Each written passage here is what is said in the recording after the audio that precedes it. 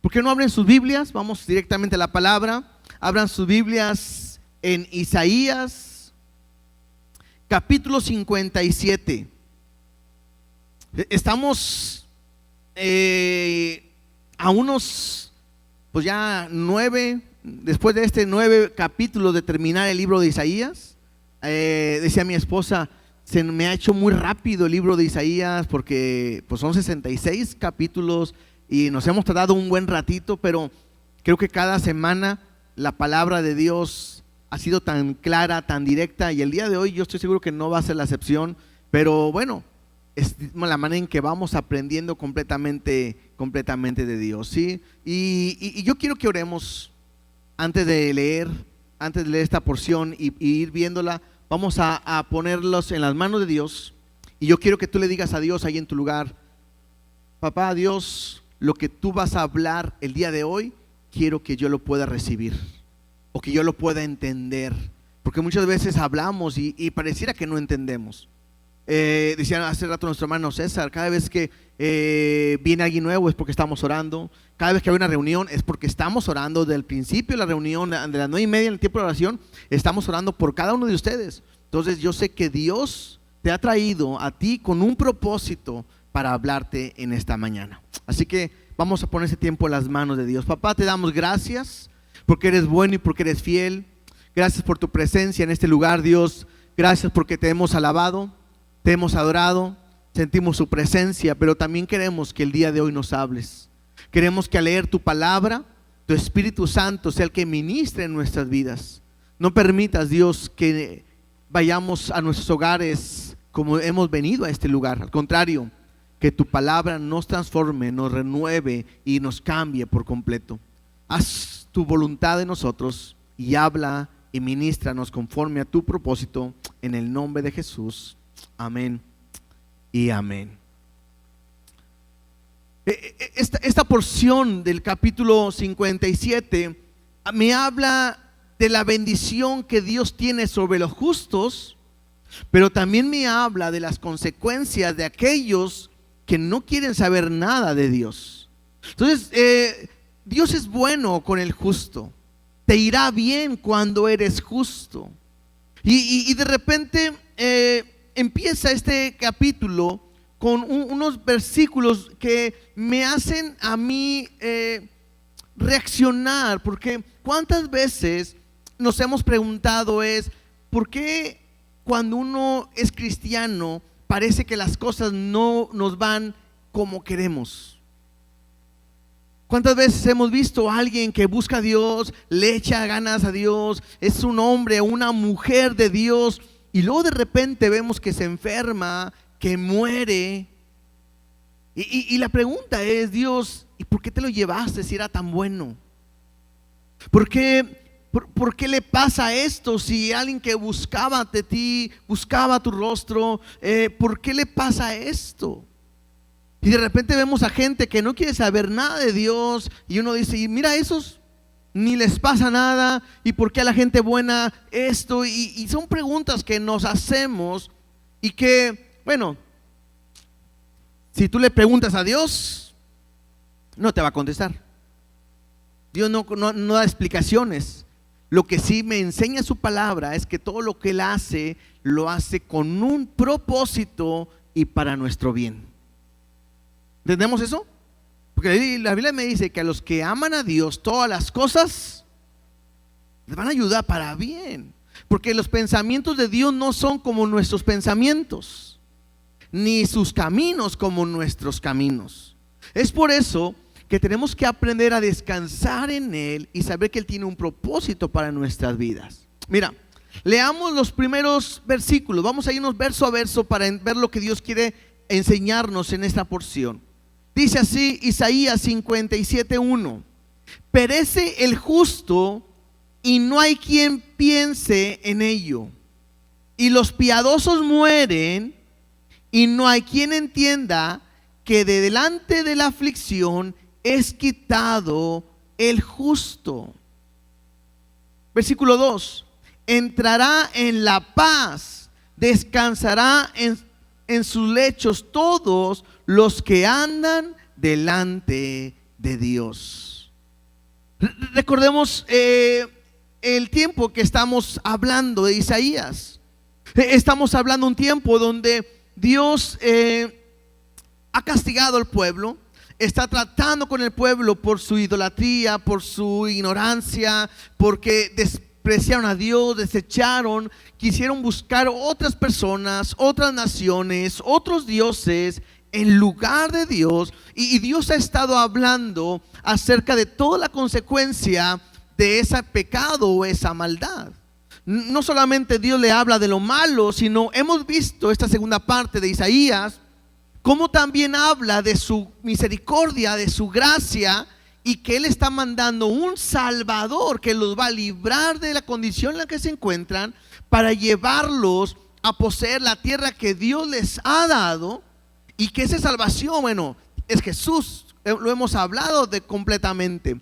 Para ellos es el Mesías, para nosotros también el Mesías.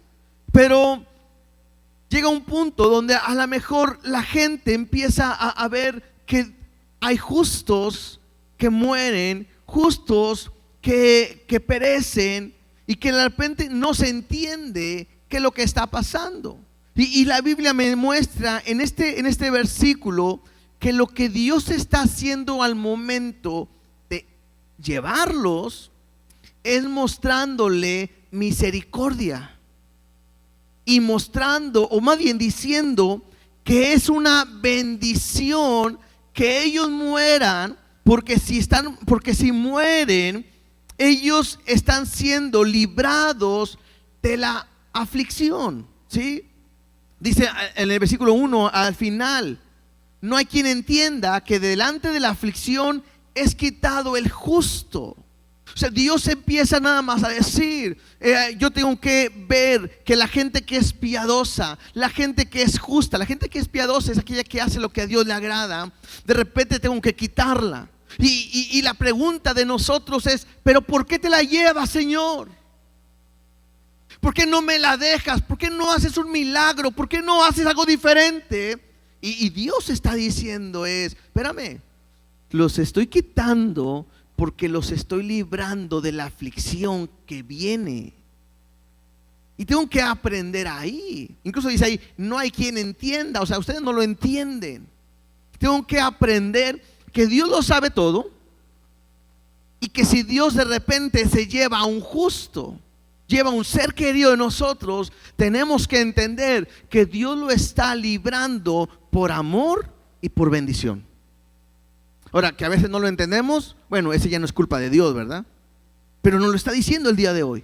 Y creo que hoy como iglesia nosotros tenemos que aprender y entender que cada uno que somos hijos de Dios le pertenecemos a Él, y nuestra vida le pertenece ¿a quién?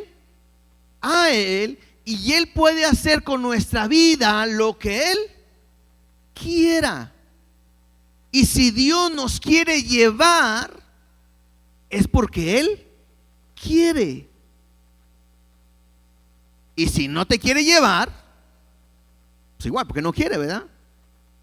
Pero a donde voy es esto: si entendemos o aprendemos este principio, quizás me va a ser más fácil poder entender cuando Dios se lleve a un ser querido. Claro, y que sea un piadoso, un justo delante de Dios.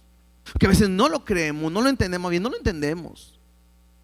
Pero Dios no se equivoca y lo hace en el momento preciso. Entonces Dios está hablando a su pueblo. Todo esto es una confrontación que Dios hace con su pueblo. Y en la primera parte está diciendo yo hago misericordia, yo bendigo al justo, al piadoso, y lo quito de aquello que va a venir. Sigamos, bueno, dice el versículo 2: entrará en la paz y descansará en sus lechos todos los que andan delante de Dios. Y esta es una promesa que tenemos nosotros. Todos aquellos que aman a Dios y andan delante de Dios y caminando con Dios, ellos tendrán descanso. Y eso me ayuda a entender algo. Los que no andan caminando con Dios y lleguen a morir, ellos no tendrán descanso. Es algo que Dios dice, y que Dios nos da la oportunidad de que tú puedas decidir cómo quieres vivir o cómo quieres estar. O esto es incluso después de la vida, ¿no? Entonces me habla que Él va a dar descanso a todos los que anden delante de Dios. Y entonces a partir de aquí, en el versículo 3, Dios empieza a hablar de otra, como que cambia y empieza a enfocarse ahora en los impíos, ya no en el justo, ya no en el piadoso. Va a hablar de aquellos que no andan conforme a Dios. Interesante, porque aquí Dios le está hablando primeramente a su pueblo, aunque también hablará a las otras naciones. Pero mira, vamos a ir leyendo. Dice versículo 3: mas vosotros, llegaos acá, hijos de la hechicera, generación de adulterio y de la fornicaria. Empieza a haber palabras muy fuertes, y algunos pudiera decir, ¿por qué empieza a expresarse de esa manera Dios? Porque yo quiero que entendamos el contexto. Número uno, Dios se ha presentado y lo ha dicho que Él ha sido como un esposo para su pueblo, como un marido. Y hablando de un esposo y un marido, está hablando como alguien que le ha dado cuidado a su pueblo, que le ha dado provisión a su pueblo, como un padre o como un esposo proveedor, un esposo que cuida, un esposo que es fiel. Porque algo que Dios ha mostrado es que Dios escogió a su pueblo, y a pesar de lo que su pueblo es, Dios no cambió. Dios no dijo, mira, escogí este pueblo, pero como que se me echó a perder. Bueno, cambio, voy a buscar otro. No, Dios permanece fiel. A pesar de que un pueblo o su pueblo no ha sido como debería de ser. Y entonces el problema es que Él ha sido fiel, ha sido un esposo fiel, ha sido un esposo que está permanente, pero el pueblo es lo contrario.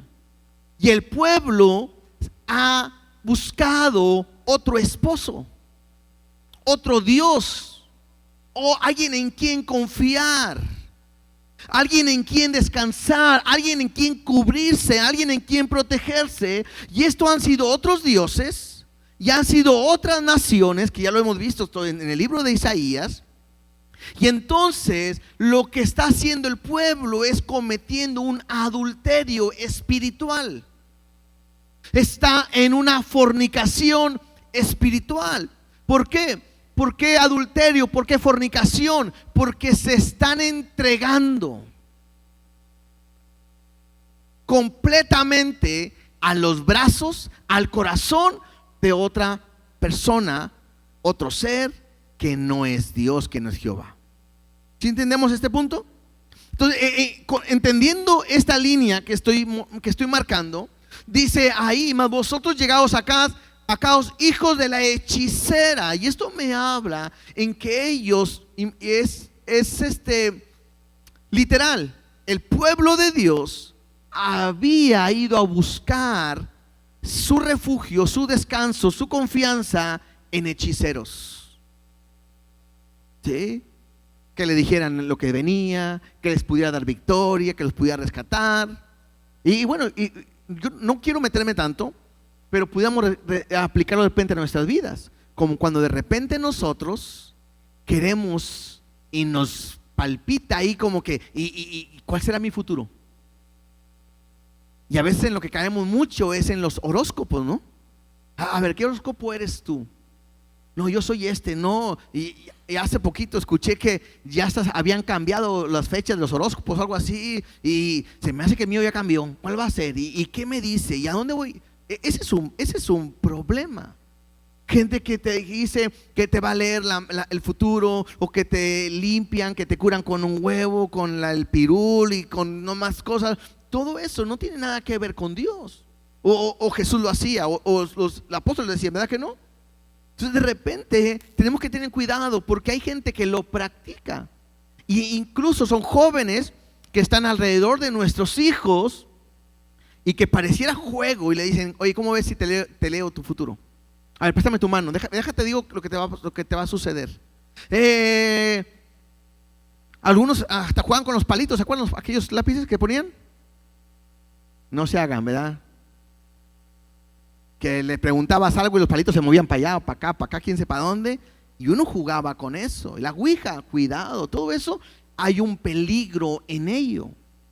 Dios está recriminando a su pueblo porque en vez de confiar en lo que Dios dice, confían en lo de ellos, y le dice ahí, hijos de hechicera, generación de adulterio, porque habla de todo el pueblo había adulterado buscando dioses, y de la fornicaria es entregarse a otras partes. Aunque pudiéramos aplicarlo al adulterio, a la fornicación del día de hoy, todo eso, bueno, tendríamos que sacarlo de contexto y no vamos a caer en ese punto.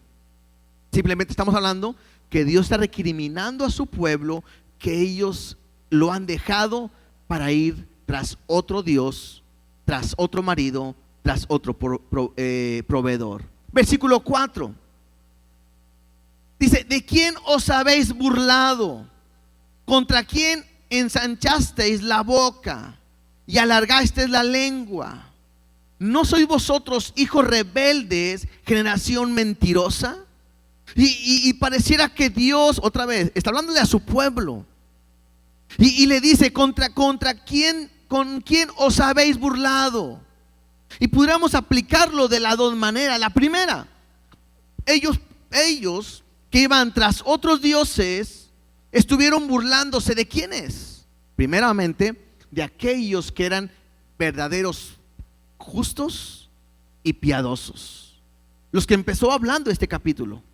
Aquellos que Dios dijo, voy a quitar al justo, voy a quitar al piadoso para que no venga sobre ellos la aflicción.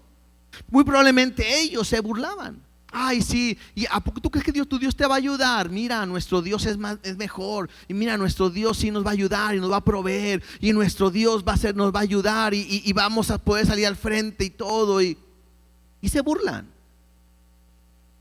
Y entonces puede ser contra ellos. Y al momento que se burlan de ellos, literalmente se están burlando ¿de quién? Pues de Dios. Y Dios los confronta y dice, ¿de quién te estás burlando?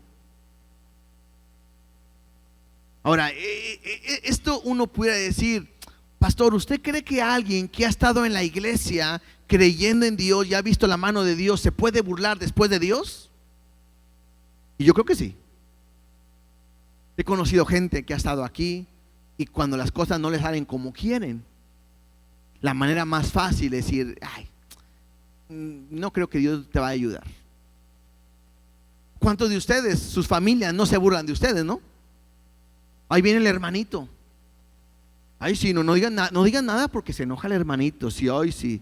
Y hasta llegan a decir, yo soy el diablo y algo así, ¿no? Tú eres muy santo, muy espiritual. Pues yo soy el diablo. Y uno se queda así, ¿verdad? ¿Y qué haces? Pues nada. Entonces, la gente es así. La gente se expresa de esa manera. Incluso le dice, hijo, ¿no sois vosotros hijos rebeldes, generación mentirosa? Y claro, todo aquello que va en contra de Dios cae en mentira, porque lo que no es con Dios es contra y es del diablo, y el diablo es padre de mentiras.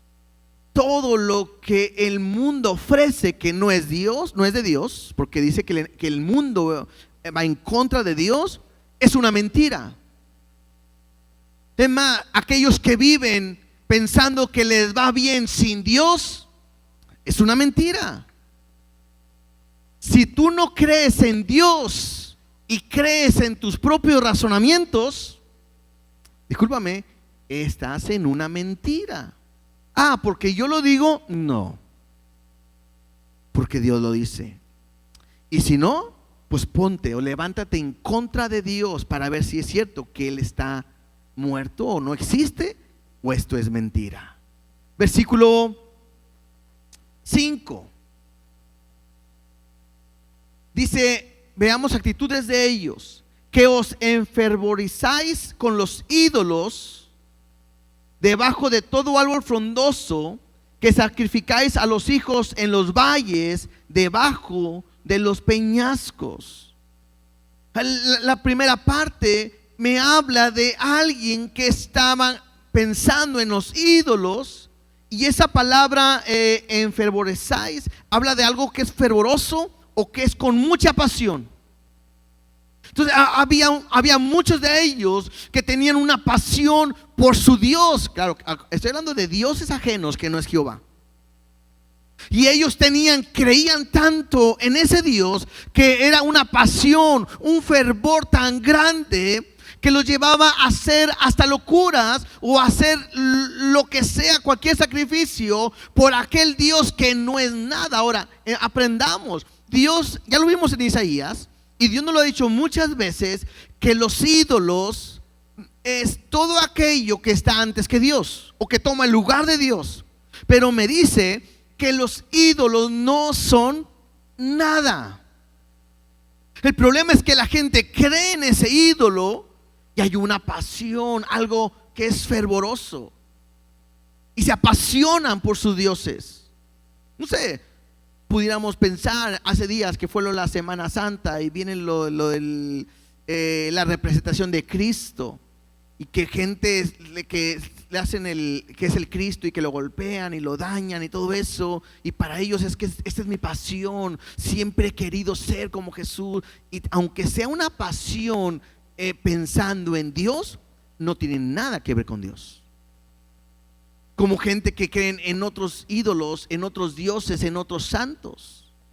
Ahora, la mayoría de aquí pudiéramos decir, bueno, yo no entro en esa área porque yo no creo ya en santos.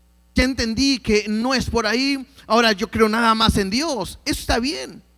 Pero en nuestra vida puede haber alguien o algo que te produce una pasión tan grande que sobrepasa a la pasión que tienes que tener por Dios.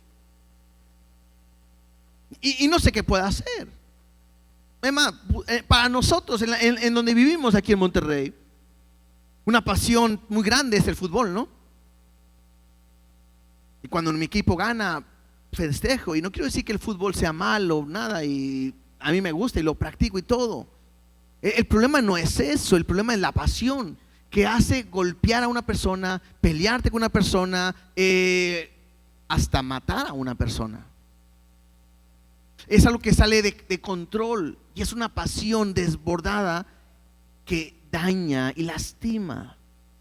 Y tú tienes que aprender a medirte. Si la pasión por tu equipo es más grande que la pasión que tienes por Dios, es un ídolo. Y si es un ídolo, lo tienes que quitar completamente. Porque cuidado con ese ídolo. Ahora, ese es el fútbol. Puede ser una persona. Es que yo a él lo quiero tanto, que estoy dispuesto a dar mi vida por él. Y por Cristo no, pero por él sí. Esa es una idolatría. El trabajo es una idolatría. Si le dedicas más tiempo al trabajo que a Dios, eso es ¿qué? A ver, otra vez. Si le dedicas más tiempo al trabajo que a Dios, eso es. Y me van a decir los espirituales, ¿y de qué quiere que viva? Pues de Dios y no de tu trabajo. Porque Jehová es mi pastor y ha prometido que nada me faltará. Y ahí entran los flojos, amén, ya no trabajaré, no. Porque el que no quiera trabajar, el piense en no trabajar, que no coma. Es un equilibrio, ¿sí me explico? Entonces, yo tengo que entender que yo trabajo por mi familia, pero trabajo también por Dios. Y mi trabajo es de Dios y lo hago como para Dios y no como para los hombres. Pero nunca mi trabajo debe de quitarle el lugar que le pertenece a Dios. ¿Sí? Y pudiéramos hablar de más cosas. La escuela, entramos lo mismo. Mi vida, mi placer, yo mismo. Hoy el mundo enseña que piensa en ti para que seas feliz. Mentira. Eso es mentira. Porque la Biblia me enseña todo lo contrario. Que si yo le pertenezco a Él, ya no debo de pensar en mí. Entonces ya no importa mi vida. Si estás en Cristo, no. Porque lo que Dios te está pidiendo es darle tu vida. La Biblia me dice que aquel que quiera ganar su vida, ¿qué va a pasar? La perderá. Pero aquel que pierde su vida por Cristo y por Dios, ¿qué va a pasar? Ganará su vida. Y a veces estas matemáticas no tienen sentido con Dios, pero al final es una realidad. Sigamos leyendo. Dice ahí, bueno, incluso en el 5 dice que sacrificaban los hijos en los valles, debajo de los peñascos. Había una actividad muy tremenda. Había un dios que se llamaba Moloch. Este dios de Moloch era un dios hecho de metal que tenía los brazos hacia el frente. Este dios le encendían fuego, tanto así que sus manos se ponían al rojo vivo. Y una manera de adorar, de servir a este Dios, era trayendo sacrificios. Y el sacrificio se ponía en sus manos encendidas en fuego y eso se consumía. El problema es que el sacrificio que él pedía eran niños recién nacidos. Entonces te puedes imaginar qué pasión tenía que haber por ese Dios, que eres capaz de agarrar un hijo y decir, te lo ofrezco, y lo ponen, y el hijo se quemaba y moría en el momento, ¿no? ¿Te puedes imaginar? Entonces, está Dios recriminándole lo que el pueblo está haciendo. Y uno estás viendo y es maldad y tras maldad, y no es tan diferente a lo que vemos el día de hoy. Hace unos días escuchamos o una semana, que encontraron un bebé recién nacido en una llanta, algo así, acá por Vía de Juárez o algo así. O sea, y eso es lo que escuchamos, falta lo que no hemos escuchado. Dice el versículo 6: en las piedras lisas del valle está tu parte, ellas son su suerte, y a ellas derramaste libación y ofreciste presente. ¿No habré de castigar estas cosas? Lo que está simplemente diciendo es que esta gente adoraba a tantos dioses que iban a diferentes lugares a adorar, lugares altos, en el valle, en las piedras, ponían, sacrificaban esta ofrenda de libación. Algunos decían que son ofrendas como vino, como aceite, que eran derramadas como un presente para los dioses. Y Dios hace una pregunta, dice, ¿no habré de castigar estas cosas? Versículo 7: sobre el monte alto y empinado pusiste una cama, allí también subiste a hacer sacrificio, y tras la puerta y el umbral pusiste tu recuerdo, porque a otro y no a mí te descubriste y subiste y ensanchaste tu cama e hiciste con ellos pacto, amaste su cama donde quiera que la veías. Y yo veo aquí una recriminación de Dios completamente, porque está hablando de una entrega total de este pueblo a los demás dioses.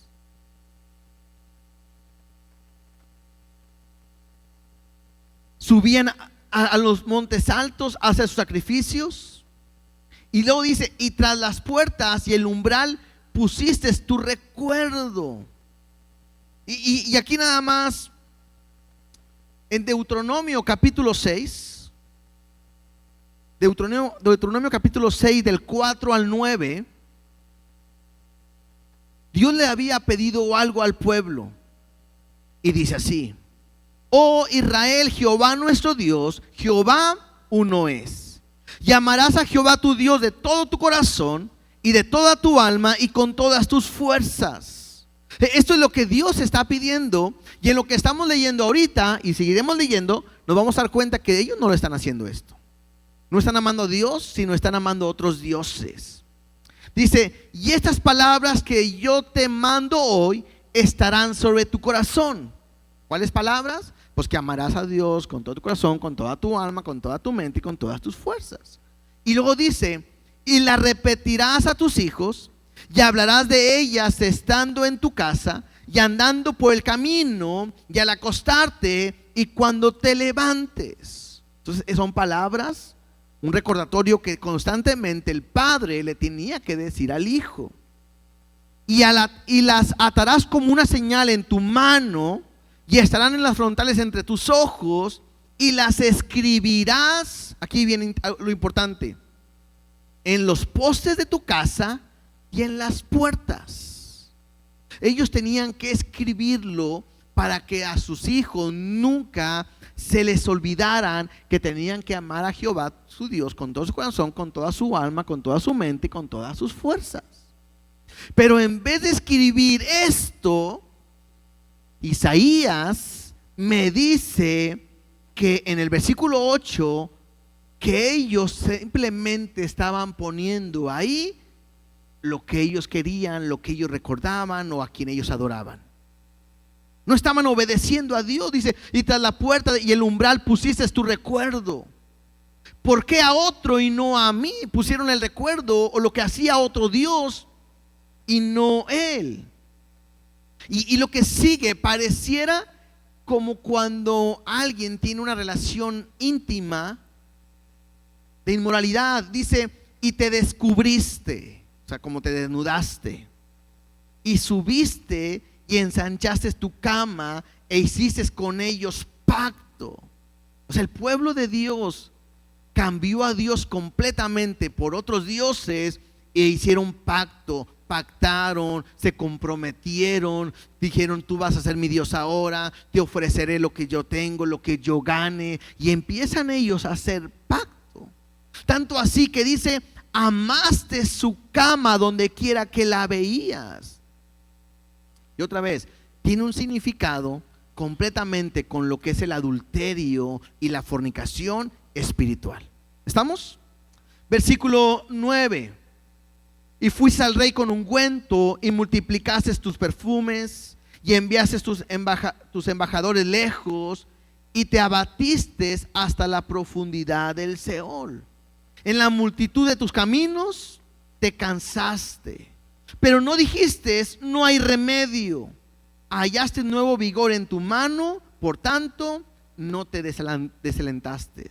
Lo que está diciendo simplemente es, hiciste lo malo, amaste lo más malo, hiciste haciendo lo mismo, hiciste muchas cosas y de repente, aunque las cosas no te iban como tú querías, no dijiste, tendré que volver a Dios, sino que en vez de volver a Dios, dijiste, tomaste de nuevo aliento y dijiste, vamos a seguir adelante, y no hubo un arrepentimiento en sus corazones.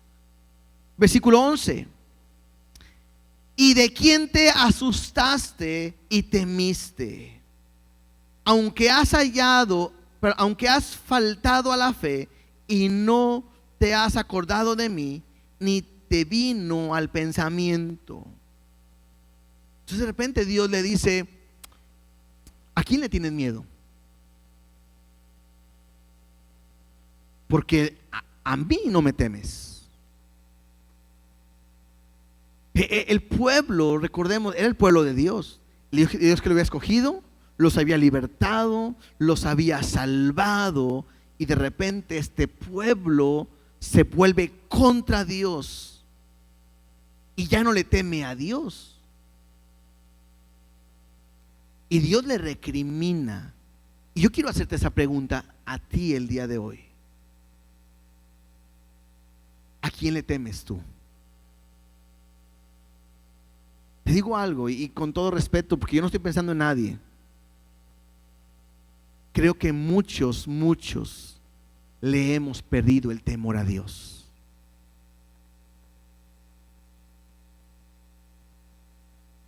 Aunque dices que le amas, yo lo puedo dudar. Porque cuando alguien ama a Dios, el temor de Dios está en su vida. Y a ti te es fácil andar en el pecado, dejar de venir a la iglesia, no buscar a Dios, llegar tarde, es pensar primero en tu trabajo que en Dios, pensar en tus privilegios, en tu descanso antes que Dios, en pensar en tu alimentación antes que Dios, pensar en tu descanso antes que Dios, pensar en antes que Dios. Y puedo decir, hay muchos, no digo que todos, y yo no sé ni quiénes son, y aquí me incluyo porque yo no puedo estar fuera de esta palabra. Muchos hemos dejado de temerle a Dios. ¿Qué más? Hay gente que le tiene más miedo al diablo que a Dios. Hay gente que no se atreve ni a decirle Satanás, diablo, porque ay no, qué miedo. Y le temes más al diablo, le temes más al que te vayan a robar, le temes más al que te vaya a herir, que no le temes a Dios. Iglesia, cuando nosotros leemos la Biblia, no soy yo el que estoy reclamando, exigiendo, pidiendo. Porque la más fácil es decir, ay, creo que el pastor lo dice por mí. Y no. Porque si Dios hoy está hablando, es porque está llamando nuestra atención de todos. Lo que leímos en Deuteronomio, ¿amas a Dios así realmente? Con todo tu corazón, con toda tu alma, con toda tu mente, con todas tus fuerzas. Si lo amas, se tiene que ver. Aquellos que están enamorados y le dicen a su pareja, te amo, ay tanto, ay no sé cómo decírtelo y te amo, ojalá hubiera palabras para decirte cuánto te amo y cómo lo hago, pero te amo y te amo y te amo y la agarras a besos y abrazos y te amo y te amo y te amo. Uno puede pensar que la ama por lo que está viendo. No puedes pensar que amas a Dios cuando no estás con Él todos los días. Cuando le has dejado de decir te amo y te amo Dios, te amo papá, te amo papito lindo, ay cómo te puedo demostrar que te amo. Cuidado, porque al principio estuvimos viendo que Dios tiene cuidado de los que andan en sus caminos, pero está recriminando a aquellos que se han olvidado de Dios y están viviendo la vida a su manera, a como ellos creen, a como ellos piensan, a como ellos sienten y no a lo que Dios dice. Y Dios le está diciendo a ellos,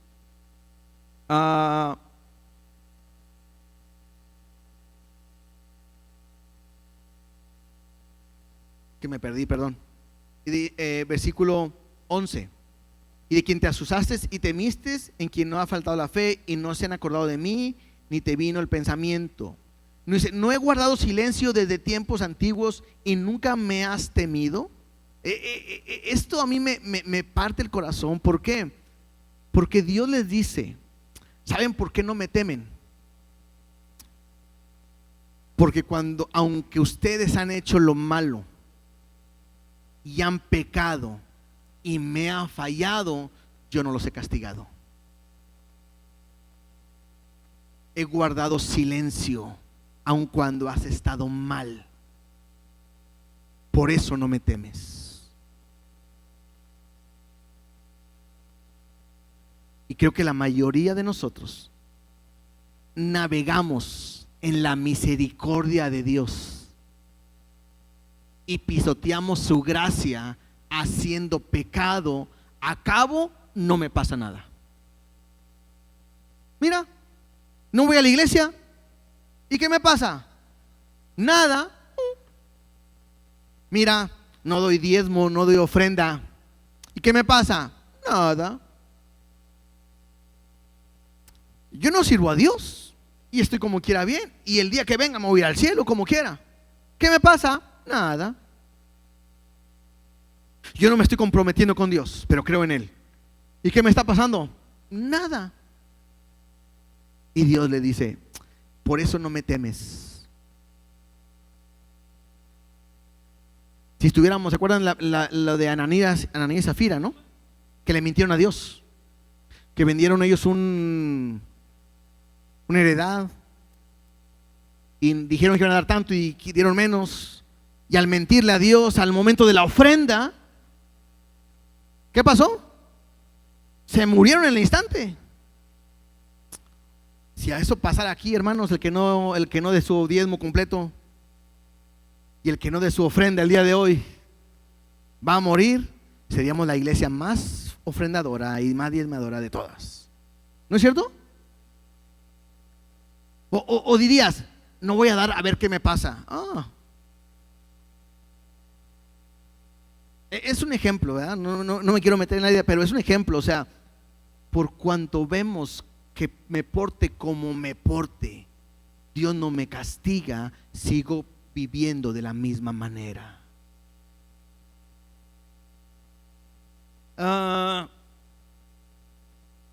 Dice versículo 12: yo publicaré tu justicia y tus obras que no te aprovecharán. Es diciendo Dios: vas a ver que todo lo que tú haces pensando que eso es justo, no te sirve para nada. Vas a darte cuenta que en eso que tú confías no te sirven de nada. Y te digo algo hoy, iglesia: no pienses que porque estés bien, te vaya bien, vivas bien, camines bien, seas inteligente, estudioso, ganador, prosperado, no sé, sano, no sé, lo que sea, quiere decir que estás bien delante de Dios. Porque podrás tenerlo todo, pero el día que estés delante de Él no te salvará de nada. Y dice versículo 13: cuando clames, que te libren tus ídolos, pero a todos ellos llevará el viento, un soplo los arrebatará. O sea, Dios dice: ¿quieres confiar en tus ídolos? ¿Quieres confiar en tu trabajo? ¿Quieres confiar en tu conocimiento? ¿Quieres confiar en ti mismo? Órale, cuando tengas problemas, que ellos te libren. Cuando tengas conflictos, que ellos, porque a todos ellos se los va a llevar el viento. No son nada. Y tú quieres confiar en ellos, pues confía. ¿Sí? Y aquí parece que otra vez Dios cambia un poquito y dice: más el que confía en mí, más el que en mí confía, tendrá la tierra por heredad y poseerá mi santo monte. Bueno, esto está aplicado completamente al pueblo de Israel, porque ellos estaban o iban a ser exiliados, y la manera es que si ellos ponían su confianza en Dios, Dios los iba a volver a llevar a tener su tierra, su ciudad, iban a poder tener un lugar donde alaben a Dios. Y entonces, y dirá: allanad, barred el camino, quitad los tropiezos del camino de mi pueblo.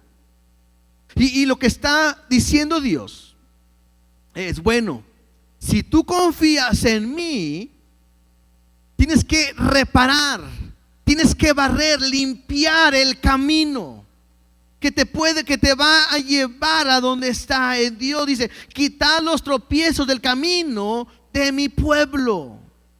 En otras palabras, es que si Dios te está hablando hoy y te das cuenta que en ti hay ídolos, hay algo que está tomando el lugar de Dios, perdón, el lugar de Dios, ¿qué tienes que hacer? Quitarlos. Lo peor que puedes hacer tú es saber que hoy Dios te está hablando y seguir caminando y viviendo de la misma manera. Lo peor que puedes hacer hoy es que Dios te está hablando. Ahora, yo creo que estos mensajes como el de hoy es de aquellos mensajes que tienen que estar los codos pegados al cuerpo,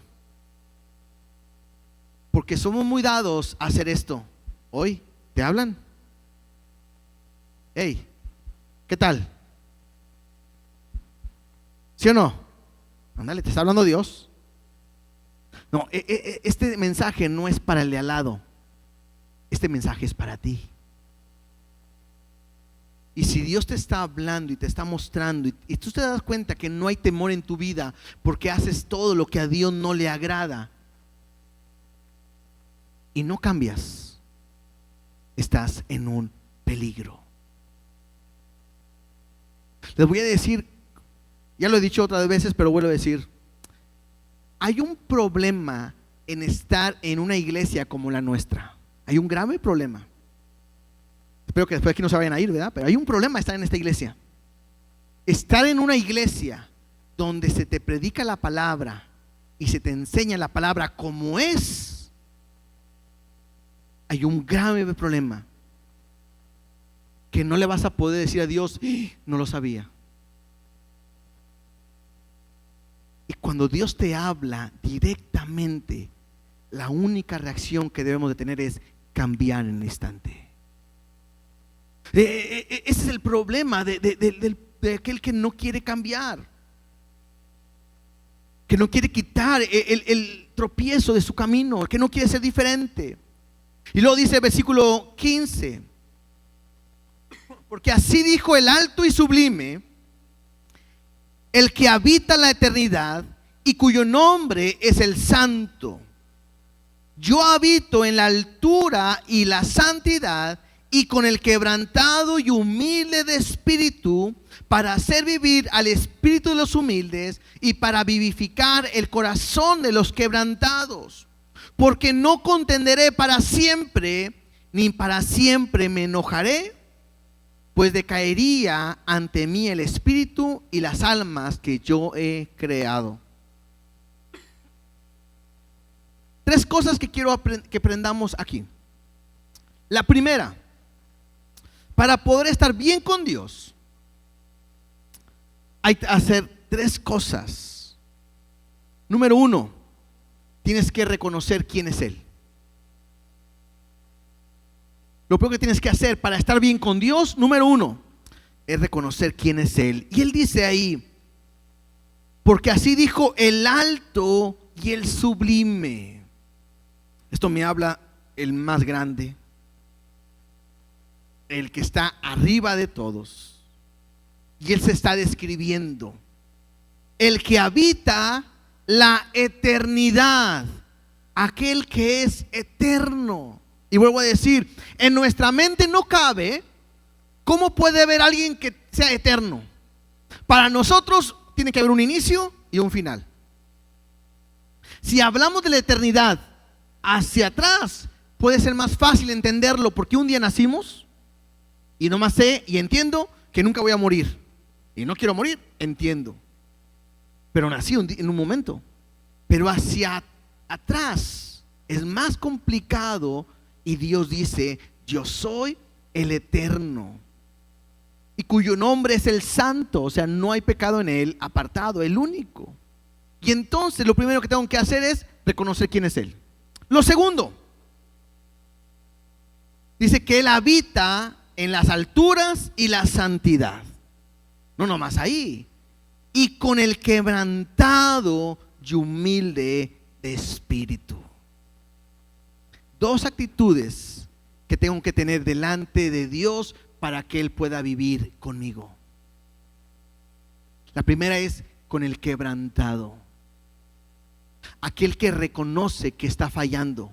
Aquel que reconoce que no le está temiendo a Dios. Aquel que reconoce que hay pecado en su vida. Aquel que reconoce que Dios está hoy hablándole y que tiene que cambiar. Ese es el quebrantado. Y creo que el más fuerte es el que sigue.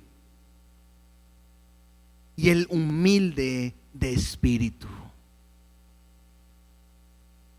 Lo más difícil es cuando en tu corazón hay algo que te dice, no, esto no es para mí. No, yo no estoy tan mal. No, yo así no creo. Yo así no pienso. No, que los que andan mal, eso sí busquen a Dios. No, yo ando bien. Porque la altivez de tu corazón impide que Dios pueda hacer algo en tu vida. Jesús dice, los sanos no tienen necesidad de médicos, sino ¿quiénes? Los enfermos. Los que no se creen pecadores no necesitan un salvador. Pero aquel que reconoce que son pecadores, hoy pueden decir: te necesito, Dios. Yo te necesito así. Entonces él dice que él vive con el quebrantado, el humilde espíritu. ¿Para qué? Para hacer vivir al espíritu de los humildes y para vivificar el corazón de los quebrantados. Y luego, lo tercero que tengo que aprender de Dios, versículo 16: porque no contenderé para siempre, ni para siempre me enojaré. Y esto me habla de su amor y de su misericordia. Hermanos, algo que a mí me impacta y que lo he dicho muchas veces. Yo fui cristiano por mucho tiempo, pero el momento en que Dios hizo un encuentro conmigo y me hizo un cambio, fue el momento en que yo traté de entender su gran amor y su misericordia. Porque yo no puedo ver ni entender cómo un Dios, el alto, el sublime, el santo, el perfecto, aún tiene su mirada puesta en mí a pesar de lo que soy, a pesar que le fallo, a pesar que también he caído en adulterio espiritual, porque he puesto mi confianza en alguien que a veces no es Dios. Y estoy hablando en mí. Pero usted es el pastor, sí, pero no soy perfecto y soy hombre y humano igual que tú. Y entonces yo he caído y fallo y peco y todos los días. Y lo que me impresiona es que a pesar de lo que yo soy y como yo soy, Él sigue teniendo su mirada puesta en mí.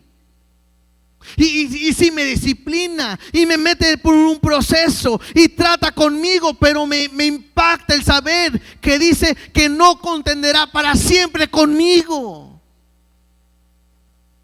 ni estará enojado conmigo para siempre. Porque si fuera así, estuviéramos perdidos, ya no habría nada que hacer. Dice ahí: pues decaería ante mí el espíritu y las almas que yo he creado. ¿Por qué? Porque ¿quién puede estar bien delante de Dios? Si yo tengo que entender quién soy y entender su amor, y que hoy Dios te esté hablando, y que hoy tú estés aquí sentado escuchando este mensaje, es porque Dios te está queriendo decir: te amo y mi misericordia está sobre ti. Y el hecho de que te haga sentir mal, que estás mal delante de Dios, no es como para burlarse ni apuntarte. No, al contrario, es para decirte: hoy quiero darte una oportunidad a ti. Me has dejado de temer, hoy yo quiero enseñarte a que tengas temor en mí. Entonces tienes que saber quién es Él.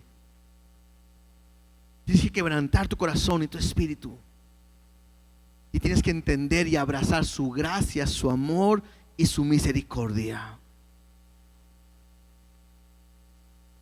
Versículo 17: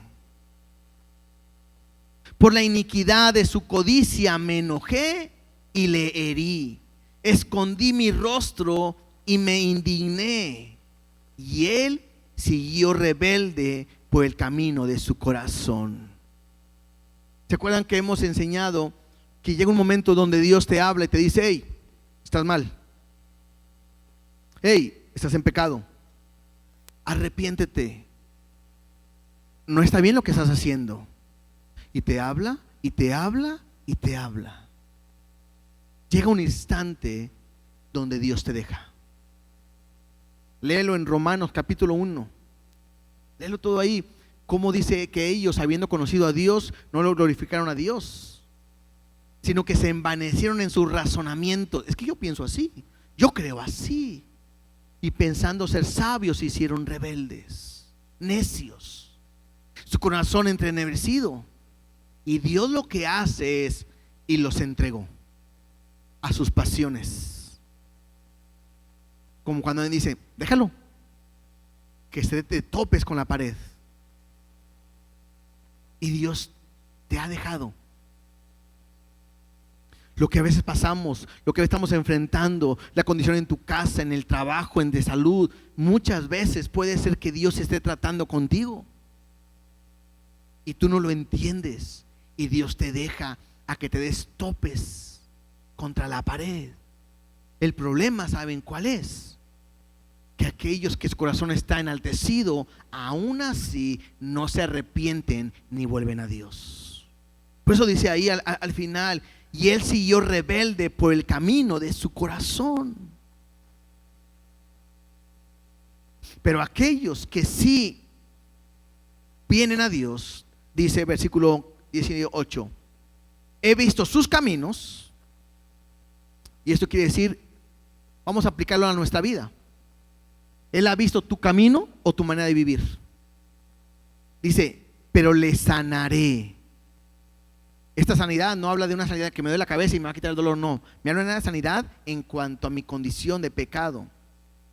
Y le pastorearé. Esto me habla de cuidado, me habla de provisión, de alimentación, de amor. Y le daré consuelo a él y a sus enlutados.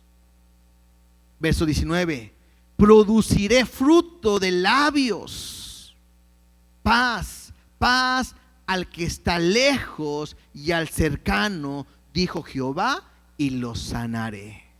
Entonces, esto es lo que Dios quiere hacer con aquellos que ponen su confianza en Él. ¿Qué quiere hacer? Los va a sanar. ¿Cuál es esa sanidad? Habla del pecado. El hombre está enfermo por el pecado y Dios promete sanarlos, promete pastorearlos. Jehová es mi pastor y nada me faltará. Dios promete dar un consuelo. El Espíritu Santo es el consolador. Y produciré frutos de labios. Y si hablamos de los frutos, el fruto del Espíritu habla de lo que Él ha hecho en nosotros. Y luego me dice: paz, paz al que está lejos y al cercano. Y aquí habla de dos tipos de personas. ¿Quiénes son los lejos? Los que no eran del pueblo de Israel, de Dios. Los gentiles, nosotros. Y los cercanos, me está hablando de su pueblo. Aquel de todo el mundo que venga a Él, que limpie su camino y venga a Él, Dios le va a sanar, Dios le va a pastorear, Dios le va a dar consuelo, Dios va a producir fruto en su vida, porque Él lo ha dicho. Y es como una firma: dijo Jehová, y lo sanaré. Eso es lo que Dios promete para cada uno de nosotros. Si tú eres justo, te irá bien. Así se llamaba el tema de hoy. Te irá bien, le irá bien al justo. Pero hay un pero. Versículo 20: pero los impíos. ¿Quiénes son los impíos? Los que no quieren saber nada de Dios. A lo mejor incluso estás aquí hoy, pero tú no quieres saber nada de Dios. Quiero decirte algo. Esto no lo estoy diciendo yo como para asustar a alguien. Es lo que viene en la Biblia, lo estamos leyendo. Pero esto es lo que está diciendo Dios. Pero los impíos son como el mar en tempestad. ¿Han visto algún mar en tempestad? Yo creo que nomás en películas, ¿no? Y a lo mejor de repente hemos visto medio picadillo un mar y hasta me asusta. Pero yo creo que, bueno, y no sé ustedes, pero el mar, al mar hay que tenerle mucho, mucho respeto. Embravecido en una tempestad, el impío es como el mar en tempestad. No puede estar quieto, no puede estarse quieto, y sus aguas arrojan cieno y lodo. Algo podrido, echado a perder, lo peor. No hay paz, y también lo va a afirmar: dijo mi Dios, para los impíos. Hay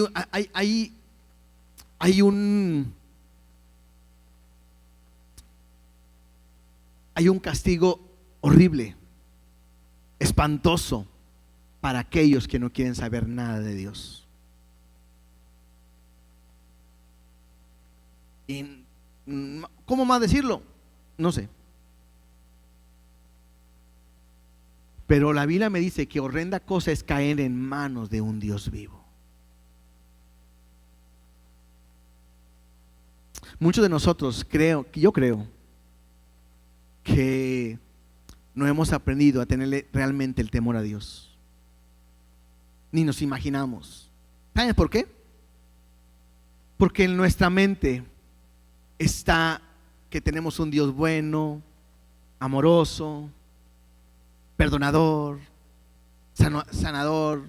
Algunos creen que Dios va a estar al final, a punto de traer juicios sobre todos los malos. Va a decir, ¿saben qué? Soy tan bueno que a todos los voy a perdonar.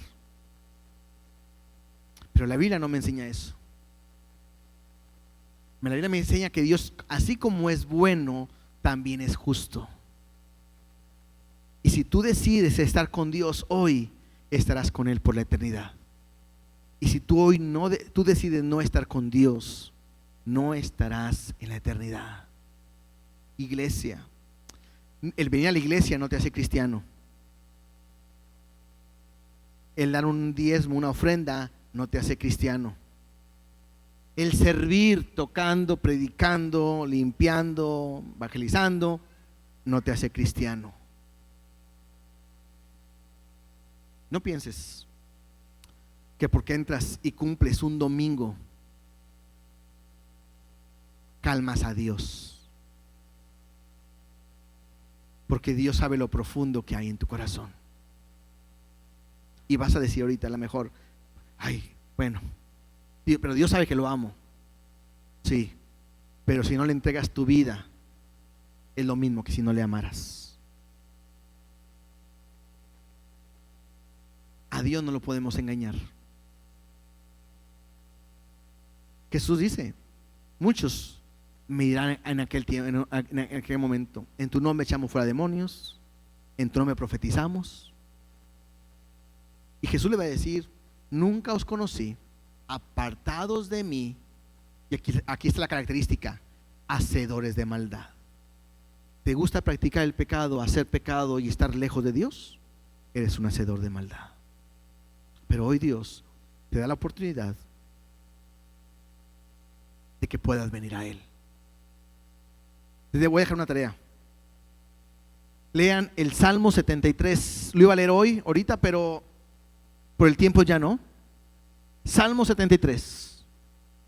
Y es un salmo donde dice exactamente lo que hemos hablado el día de hoy. Que cuando vemos cómo los impíos son prosperados, hasta dices, ay, quiero ser como ellos.